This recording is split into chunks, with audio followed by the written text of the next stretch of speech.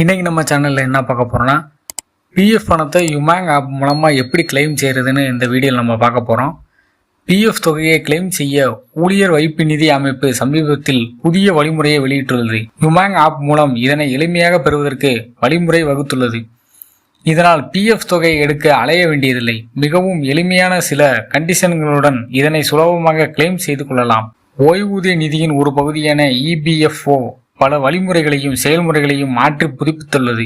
இதன் மூலம் EPFO யூசருக்கு claim செய்வது மிகவும் எளிமையாக உள்ளது. இனிமேல் உங்கள் பிஎஃப் அமௌண்ட்டை எடுக்க அருகில் உள்ள இபிஎஃப்ஓ மையத்தை அணுக தேவையில்லை. அதற்கு முதலில் பிஎஃப் கணக்குடன் இணைக்கப்பட்டுள்ள மொபைல் நம்பரின் வாயிலாக யுமாங் ஆப்பை லாகின் செய்து கொள்ள வேண்டும். பின்னர் அதில் குறிப்பிட்டுள்ள இபிஎஃப்ஓ விருப்பத்தை தேர்வு செய்து கொள்ளவும்.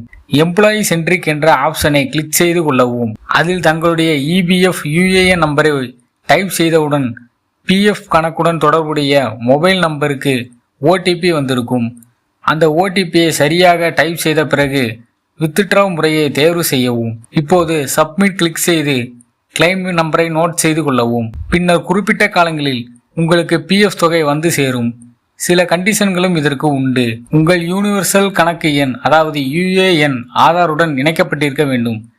மேலும் கண்டிப்பான முறையில் மொபைல் எண்ணுடன் ஆதாருடன் இணைத்திருக்க வேண்டும்.